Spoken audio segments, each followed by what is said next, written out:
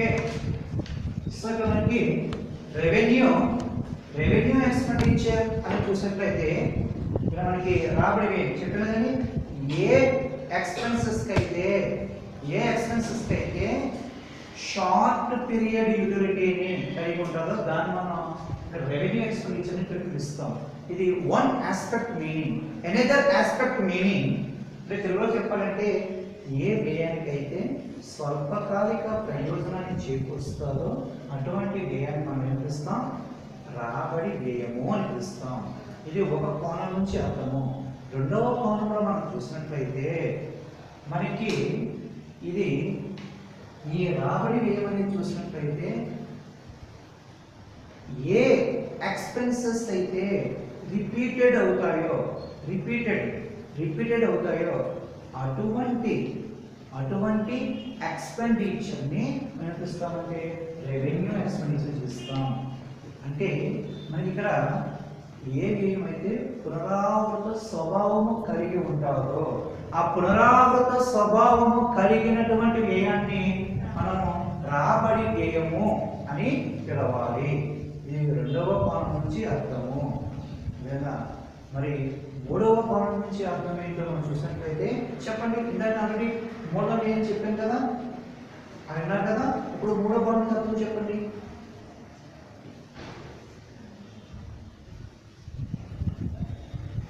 చెప్పండి.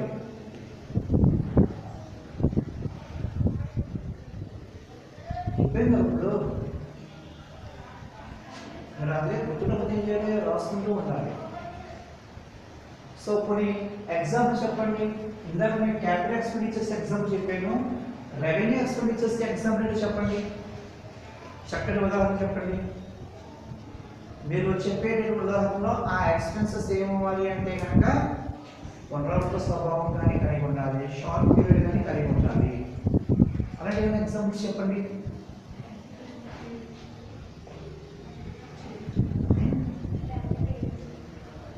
Very good.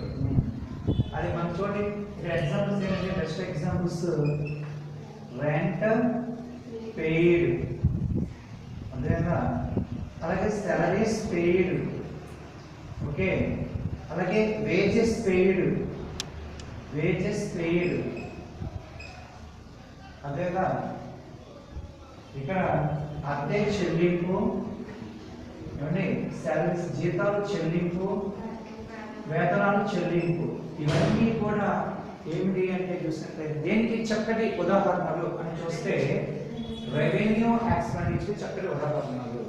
అయితే ఇక్కడ మనం చూస్తూ ఉంటాం ఇది అద్దె అనేది మనం చూస్తే ప్రతి మనకి హౌస్ లేదు, రెంట్ హౌస్ లో ఉంటున్నాం, అద్దెంట్లో ఉంటున్నాం. కాబట్టి మనం ఖచ్చితంగా హౌస్ ఓనర్కి ఏం చేయాలమ్మా? ప్రతి నెల కూడా అద్దె అనేది చెల్లించవలసి ఉంటుంది. అంటే అక్కడ గమనించినట్లయితే ఆ నెల మనకి ఈ నెల షార్ట్ పీరియడ్, నెల అనేది షార్ట్ పీరియడ్, స్వల్ప అంటే బిలో 1 ఇయర్ అనేది స్వల్ప కాలం అని చెప్పి పిలుస్తూ ఉంటాం, బిలో 1 ఇయర్, ఓకే. కాబట్టి ఇక్కడ మనకి ఈ అద్దె అనేది మనకి ఏమవుతుంది అంటే ఏమవుతుంది? అది స్వల్పకాలమైనటువంటి ఖర్చు, పునరావృత ఖర్చు, ప్రతి నెల కడుతూ ఉండాలి. అలాగే శాలరీస్ పే చేస్తున్నాం, శాలరీస్ ప్రతి నెల శాలరీస్ ఇవ్వాలి. అలాగే ఇక్కడ మనకి వేతనాలు చెల్లిస్తున్నాం, వాళ్ళు డైలీ వేతనాలు చెల్లిస్తూ ఉండాలి. ఇదేనా? ఈ రకంగా మనకి ఈ క్యాపిటల్ ఎక్స్పెన్సెస్, రెవెన్యూ ఎక్స్పెన్సెస్ గురించి ఇది లేదా. అయితే ఇప్పుడు నెక్స్ట్ కాన్సెప్ట్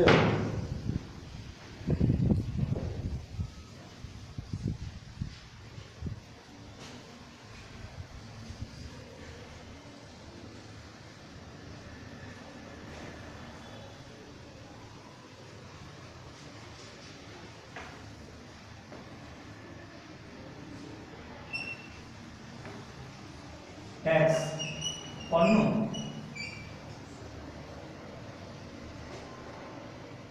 సో మరి అసలు ట్యాక్స్ అంటే ఏంటి? అసలు గవర్నమెంట్ ట్యాక్స్ ఎందుకు వేస్తుంది? ఏ ఆబ్జెక్టివ్తో ట్యాక్స్ వేస్తుంది? సో అది గవర్నమెంట్కి ఏమిటి, పబ్లిక్కి ఏమిటి చెప్పండి. చూస్తున్నాం కదా, మీకు తెలియకుండానే అంటే మనకి ప్రతి ఒక్కరు కూడా మనకు తెలియకుండానే మనం గవర్నమెంట్కి ట్యాక్సెస్ పే చేస్తూ ఉంటాం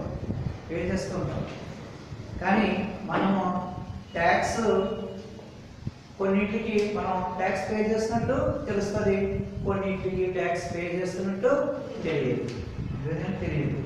సో మరి ఇప్పుడు మనకి ఇక్కడ గవర్నమెంట్ ఏ పర్పస్తో ఏ ఆబ్జెక్టివ్తో లేదా ట్యాక్స్ అనేది వేస్తుంది, ఎందుకు విధిస్తుంది పన్ను అనేది, దేనికోసమని చెప్పండి, దేనికోసం విధిస్తుంది?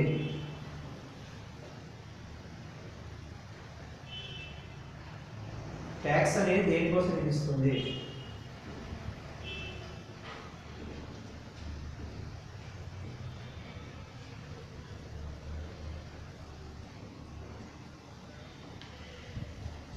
దేనికోసం విధిస్తుందంటే ఆదాయ సముపార్జన కోసం అది విధిస్తుంది. గవర్నమెంట్ విధిస్తుంది ఇన్కమ్ కోసం, లేదా ఇన్కమ్ సోర్స్. అది మనకి గవర్నమెంట్ వేసే ట్యాక్స్ ఏంటంటే గవర్నమెంట్కి ఇన్కమ్ సోర్స్. ఇన్కమ్ అనేది ఒక పన్ను వేస్తే గవర్నమెంట్ ఇన్కమ్ వస్తుంది. ఓకే, మరి అలాగా వాళ్ళకి అది ఆదాయం. మరి పబ్లిక్ అంటే పన్ను ట్యాక్స్ అనేది ఎవరికి పే చేస్తున్నారో వారికి ఇది ఏమవుతుంది? ఖర్చు, ఎక్స్పెండిచర్ అవుతుంది. అలాగే కాకుండా పన్ను అనేది పబ్లిక్కి ఏమవుతుంది? ట్యాక్స్ అనేది పబ్లిక్కి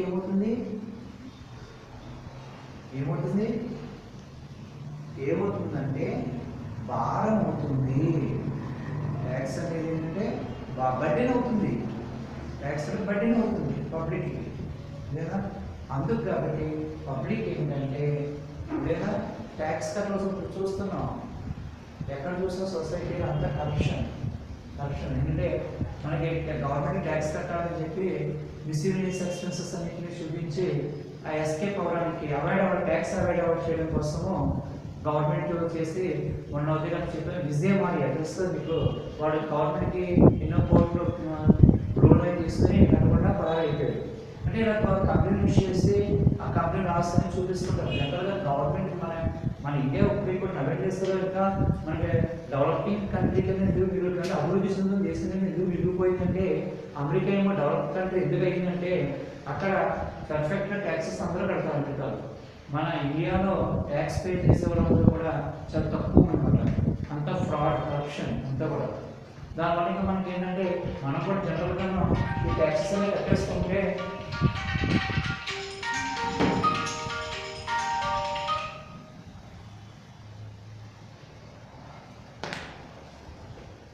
ట్యాక్సెస్ అనేది కట్టేస్తూ ఉంటే మనం కూడా ఎప్పుడో ఇండియా అభివృద్ధి చెందింది. ఓకే, సో ఇప్పుడు మనకి ఇది గవర్నమెంట్ దేనికోసం ఏ ఆబ్జెక్టివ్తో ట్యాక్స్ని కలెక్ట్ చేస్తుంది అంటే income source.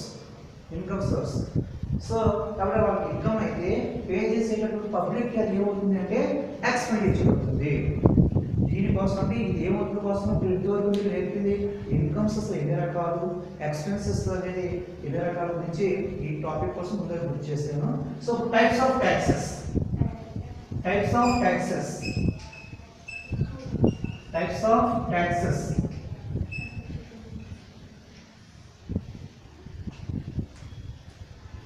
Classification of taxes అని కూడా పిలుస్తాం.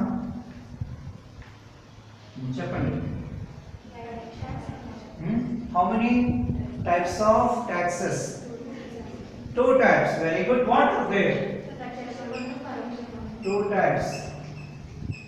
Direct tax number 1. Direct tax. Another indirect tax. Indirect tax. Okay. Direct tax, indirect tax. What is meant by direct tax? దేని మనము తెలుగు చెప్పడం ఇది ప్రత్యక్ష పన్ను, పరోక్ష పన్ను. ఇది ప్రత్యక్ష పన్ను, ఇది పరోక్ష పన్ను. పరోక్ష పన్ను. దేన్ని అసలు ప్రత్యక్ష పన్ను అని దేన్ని పిలుస్తాం? ప్రత్యక్ష పన్ను అంటే అర్థం ఏమిటి చెప్పండి.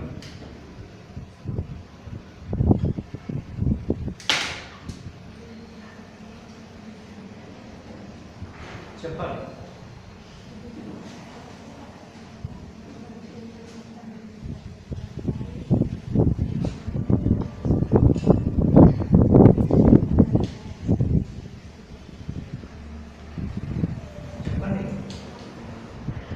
డైరెక్ట్ ట్యాక్స్ అన్నా కదా.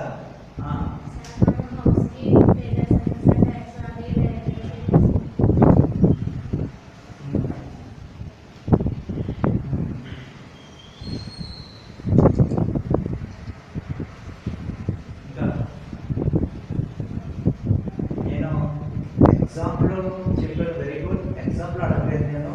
మామూలుగా దేన్ని మనం ప్రత్యక్ష పన్నుని పిలుస్తామన్నాను. ఎగ్జాంపుల్ చెప్పాను, వెరీ గుడ్. ఎగ్జాంపుల్ చెప్పాలి. అసలు ప్రత్యక్ష పన్నుని దేన్ని పిలుస్తామన్నాను. తను ట్రై చేసింది నమ్మకూడదు, మీరు చక్కగా చెప్పింటాను. దాన్ని ఎఫిషియెంట్ చేయాలి. అదే ఫ్రెండ్ అని అదేనా ఎగ్జాంపుల్ చెప్పింది. Example right answer.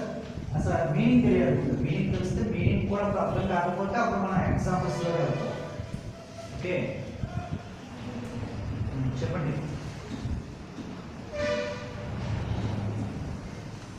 Direct tax నేర్పిస్తామా అంటే మనకి నేరుగా ట్యాక్స్ పే చేస్తున్నటువంటి ఫీలింగ్ కలిగినట్లయితే లేదా దాన్ని మనం డైరెక్ట్ ట్యాక్స్ అనిపిస్తాం. అంటే మనకి ట్యాక్స్ కడుతున్నట్టుగా తెలుస్తుంది. ట్యాక్స్ తెలుస్తున్నటువంటి దాన్ని మనం డైరెక్ట్ ట్యాక్స్ అని పిలుస్తాం. లేదా అంటే తను చెప్పింది చూస్తుంది ఫ్రెండ్. అలాగా మనకి house tax, water tax, electricity tax ఇవన్నీ కూడా మనకి డైరెక్ట్గా కనిపిస్తున్నాయి. అమ్మో ఇవాళ మనం ఇంటి పన్ను కట్టాలి, పొలం పన్ను కట్టాలి, పంట పన్ను కట్టాలి అని చెప్పి అక్కడ పంట ధాన్యం పడినప్పుడు మనకి రిజర్వ్ విఆర్ఓ విఆర్ఐ ఎవరెవరో సూచన చేస్తున్నారు కదా పంట పన్ను అయ్యిందని.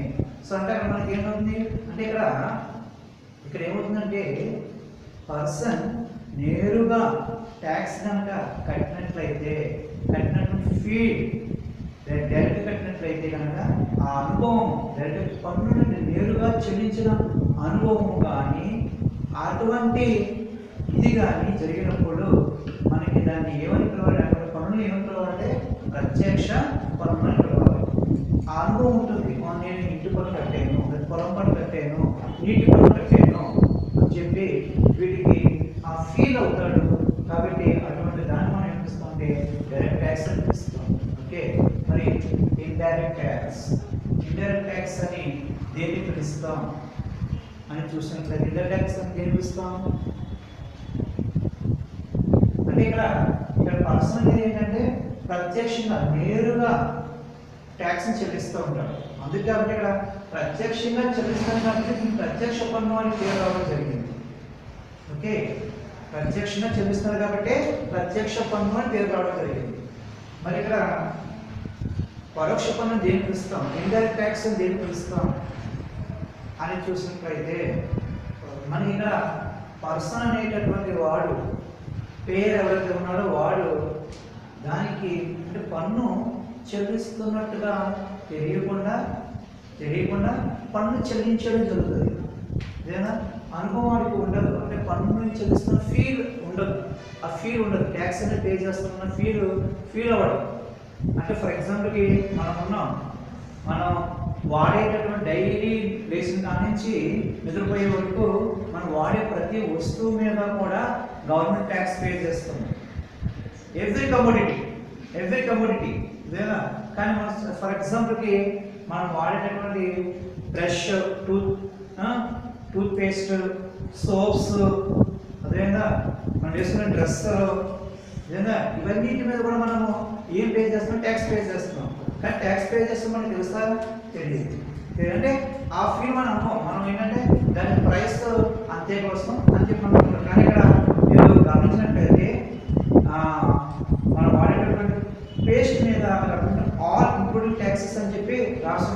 సోప్స్ మీద కూడా కవర్ మీద పైన రాస్తుంటూ ఉంటాయి. లేదా ఈ రకంగా మనం వాడేటటువంటి ప్రతి కమోడిటీ మీద కూడా అంటే ఇక్కడ పర్సన్కి వ్యక్తికి ఏమవుతుందంటే ట్యాక్స్ కట్టిన ఫీల్ అనేది ఉండదు, డైరెక్ట్గా కట్టడు, ఇండైరెక్ట్గా పే చేస్తున్నాడు, అందులో ఇండైరెక్ట్గా పే చేస్తున్నాడు, దానికి ఇండైరెక్ట్ ట్యాక్స్ అని చెప్పి వస్తూ ఉంటారు. లేదా మనం ఏంటంటే మనం పేస్ట్ కొనుక్కుంటున్నాం, సోప్స్ కొనుక్కుంటున్నాం, డ్రెస్ కొనుక్కుంటున్నాం, ఇవి కొనుక్కున్నప్పుడు దాని కాస్ట్ అంతే అనుకుంటాం. మనం చూస్తున్నప్పుడు మనం ఏదైనా బైక్ కావాలని బైక్ కొనుక్కున్నా, కార్ కొనుక్కున్నా మామూలుగా వీటికి ఇది ఉంటాయి. మన ఫారెన్ కొనుప్పుడు గవర్నమెంట్ దానికి సపరేట్గా ట్యాక్స్ వేసేస్తుంది, లేదా దానికి ట్యాక్స్ ఉన్నారు. సో ఈ రకంగా మనకి ఏ పన్నులు అయితే డైరెక్ట్ నేరుగా కడుతున్నటువంటి అనుభవం కలగదో అటువంటి పన్నుల్ని మనము పరోక్ష పన్ను అని చెప్పి పిలుస్తూ ఉంటాం. ఎందుకంటే ఇక్కడ పరోక్షంగా చెల్లిస్తాం, ఆ అనుభవం మాత్రము చెల్లించిన వ్యక్తికి ఉండదు, లేదా ప్రతి దాని మీద మనం ఉండాలి. ఈ రకంగా మనకి ప్రత్యక్ష పన్ను పరోక్ష పన్ను అని ఉంటూ ఉంటాయి. అయితే అసలు ట్యాక్స్ అంటే ఏంటండి? ట్యాక్స్ అంటే ఏంటి? ట్యాక్స్ పన్ను అంటే ఏంటండి? దేని మనము ఇచ్చేస్తున్నాం అంటే పన్ను అంటే మీనింగ్ ఏంటంటే ఇట్ ఈస్ ఎస్టిమేటెడ్. టోక్యోలో నామ్స్ అని చెప్పి ఆ వర్డ్ నుంచి ఉద్భవించింది. దాని మీనింగ్ ఏంటి అని చూసినట్లయితే ఎస్టిమేటెడ్. అది ఏంటంటే ఎస్టిమేటెడ్, ఒక అంచనా, అది ఒక అంచనా అన్నమాట. పన్ను అనేది దీని మీద ఈ వస్తువు మీద ఇంత ఉండొచ్చు పన్ను మనం చూస్తూ ఉంటాం. ఆ పన్నులు అనేది గవర్నమెంట్ చేంజ్ అయినప్పుడు ఆటోమేటిక్గా పెంచవచ్చు, తగ్గించవచ్చు. అదే అది అక్కడ బడ్జెటింగ్లో బేస్ అయి ఉంటుంది. బడ్జెటింగ్ మీద ఆ బడ్జెట్లో ఏం చేస్తే అది గవర్నమెంట్ ఏమో కొన్నింటి మీద తగ్గిస్తే కొన్నింటి మీద పెంచుతూ ఉంటుంది. మరి కొన్ని గవర్నమెంట్ ఏంటంటే దానికి రివర్స్, అంటే ఆ గవర్నమెంట్ చేసి మనం చేయకూడదు, మనం ఏదో బెనిఫిట్స్ చూపించాలి పబ్లిక్కి, ఏమీ లేదు, రివర్స్ చేసి చూపించడం అంటాను, లేదా రివర్స్ అంతే. ఈ వాడు చేసింది ఇది చేయడం, వాడు పెంచడం తగ్గిస్తారు, తగ్గిన పెంచుతూ ఉంటారు కామన్ దాంట్లో. కానీ పబ్లిక్ మాత్రం ఆ ట్యాక్స్ పేయింగ్ మాత్రం అలాగే ఉంటుంది, ఆ భారం అలాగే ఉంటుంది. పన్ను భారం మాత్రం ఏదైనా ఖచ్చితంగా కొన్ని వస్తువులు తగ్గిన కొన్ని వస్తువులు పెరిగిపోతుంది, ఖచ్చితంగా చెల్లించాలి. ఈ రకంగా మనకి పన్ను అంటే ఒక అంచనా, కేవలం ఒక అంచనా, గుర్తుంచుకోవాలి. ఓకే,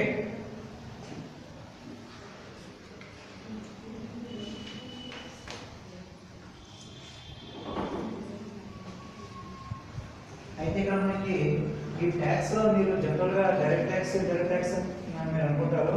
ఇంకా చెప్పాలంటే ప్రపోర్షన్ ట్యాక్సెస్ అని, ప్రోగ్రెసివ్ ట్యాక్సెస్ అని, రిగ్రెసివ్ ట్యాక్సెస్ అని చెప్పి కూడా ఉంటాయి.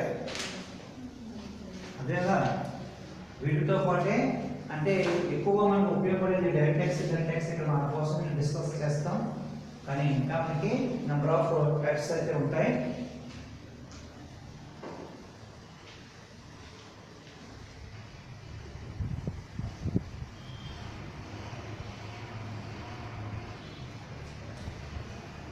ఈ పన్నులో రకాలు చూసేటప్పుడు మీకు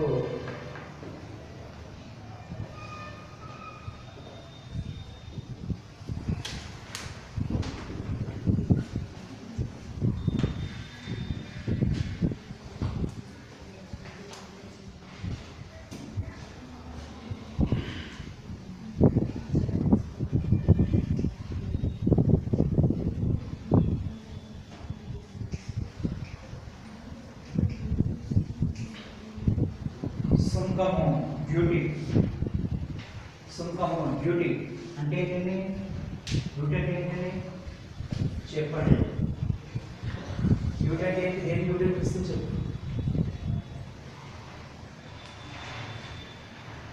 చెప్పాలి.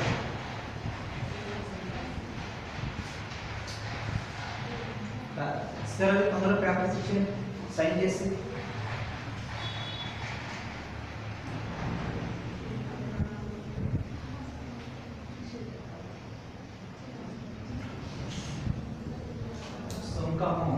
డ్యూటీ. తెలుగులో దాన్ని సంపూర్ణ వస్తే ఇంగ్లీష్లో డ్యూటీ చేస్తాం. మనము ఏ కమోడిటీ తీసుకున్నా సరే, ఎనీ కమోడిటీ, ఆ కమోడిటీని ఫస్ట్ ఆఫ్ ఆల్ ఏం చేయాలండి? ఏం చేయాలి? కమోడిటీని, ఆ కమోడిటీని ఏం చేయాలి? ఏం చేయాలి ఏం చేయాలి ఏం చేయాలి ఏం చేయాలి ప్రొడ్యూస్ చేయాలి ఏం చేయాలంటే దాన్ని ఉత్పత్తి జరగాలి ఉత్పత్తి చేయాలి ఆ పారిశ్రామిక సంస్థలు ఇండస్ట్రీస్ అన్ని కూడా ఏ ఇండస్ట్రీ తీసుకున్నా సరే ఆ ఇండస్ట్రీ ఆ కమోడిటీని ప్రొడ్యూస్ చేసి ఆ ప్రొడ్యూస్ చేసినటువంటి దాన్ని ఏం చేస్తూ ఉంటాయంటే మనకి ఏం చేస్తారు ఇప్పుడు చూస్తున్నాం మన కంపెనీస్ అన్ని కూడా ఇండస్ట్రీస్ అన్ని కూడా ఆయా కంపెనీస్ ప్రొడ్యూస్ చేసిన కమోడిటీస్ అన్నింటినీ కూడా ఏం చేస్తూ ఉంటాయి ఏం చేస్తూ ఉంటాయి ఏం చేస్తూ ఉంటాయి పర్చేజ్ కంపెనీ చేస్తాయా పర్చేజ్ చేస్తామంటే పర్చేజ్ ఎవరు చేస్తారు కన్జ్యూమర్ చేస్తూ ఉంటారు వినియోగదారులు పర్చేజ్ చేస్తూ ఉంటారు మరి కంపెనీ అనే కంపెనీ ప్రొడ్యూస్ చేసినటువంటి కమోడిటీస్ ఏం చేస్తూ ఉంటాయి అంటే మార్కెట్కి పంపాలి అంటే మార్కెట్ పంపాలంటే ఏం జరగాలి అక్కడ ట్రాన్స్పోర్ట్ సో కంపెనీ ఏం చేస్తుంది అంటే ఇక్కడ పారిశ్రామిక ఉత్పత్తి సంస్థలు తన వస్తువు ఉత్పత్తి చేసి ఎగుమతులు దిగుమతులు చేస్తాయి ఎక్స్పోర్ట్ అండ్ ఇంపోర్ట్ ఈ ఎక్స్పోర్ట్ అండ్ ఇంపోర్ట్ మీద వేసేటటువంటి ట్యాక్స్నే దట్ ఈస్ కాల్డ్ డ్యూటీ సుంకం అని పిలుస్తుంది సో ఇక్కడ మనకి ప్రతి కంపెనీ కూడా తను ఉత్పత్తి చేసిన వస్తువుల్ని ఎక్స్పోర్ట్ చేస్తూ ఉంటారు తను కావాల్సిన వస్తువుల్ని ఇంపోర్ట్ చేసుకుంటూ ఉంటారు లేదా సో కాబట్టి ఇలాగా ఎక్స్పోర్ట్ అండ్ ఇంపోర్ట్ మీద వేసేటటువంటి ట్యాక్స్ మనం ఏం పిలుస్తామంటే కనుక డ్యూటీ సుంకం అని పిలుస్తూ ఉంటాం ఏదైనా గుర్తుంచుకో చాలా ఇంపార్టెంట్ ఇది అయితే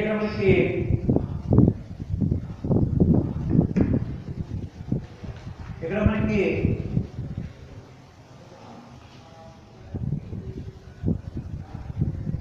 ఇక్కడ సుంకాల్లో హౌ మెనీ టైప్స్ ఆఫ్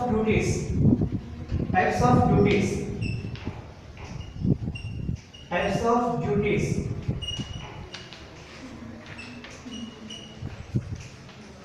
సుంకాల్లో రకాలు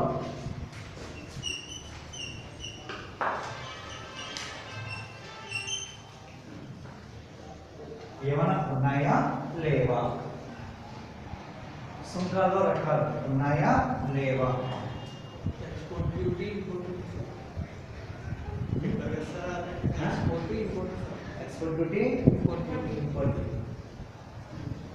ఓకే ఉంటాయి sir customs duty exchange duty అదే ఇది ఆర్టికల్ చేసి ఇది ఇప్పుడు టైప్స్ సుంకాల టైప్స్ ఏంటంటే టూ టైప్స్ వాటర్ వేర్ అంటే కనుక వాటర్ డ్యూటీ అంటే exchange duty first excise duty రెండోది కస్టమ్స్ డ్యూటీ తెలుగులోనే ఇంగ్లీష్ అంటే వర్డ్స్ అదేనా ఎక్సైజ్ డ్యూటీ కస్టమ్స్ డ్యూటీ అయితే దేన్ని మనం ఎక్సైజ్ డ్యూటీ అని పిలుస్తాం దేన్ని కస్టమ్స్ డ్యూటీ అని పిలుస్తాం what is mean understanding customs duty and what is mean understanding excise duty దేన్ని మనం ఎక్సైజ్ డ్యూటీ అని పిలుస్తాం చెప్పండి ఎక్సైజ్ డ్యూటీ దేన్ని పిలుస్తాం సార్ ఈ గూడ్స్ అయితే మనం ఎక్స్పోర్ట్ చేస్తామో దానికి సంబంధించిన tax exchange that is right answer so మనం గూడ్స్ ని ఎక్స్పోర్ట్ చేస్తాం అంటే ఏ కమోడిటీ పారిశ్రామిక కర్మాగారంలో ఉత్పత్తి అయినటువంటి వస్తువుని మనం ఎక్స్పోర్ట్ చేస్తాం కదా ఎగుమతి చేస్తాం కదా ఆ ఎగుమతి మీద వేసేటటువంటి ట్యాక్స్ ని ఎక్సైజ్ డ్యూటీ అని పిలుస్తాం లేదా మరి ఇక్కడ మనం కస్టమ్స్ డ్యూటీ దేనికి పిలుస్తాం చూసినట్లయితే మనకి కస్టమ్స్ డ్యూటీ దేనికి పిలుస్తామంటే మనకి దిగుమతి చేసుకుంటాం చూడండి దిగుమతి చేసుకున్నటువంటి కమోడిటీస్ మీద వేసేటటువంటి tax that is called customs duty. Okay, are you clear? Anybody any doubts? So let us study next class. Thank you.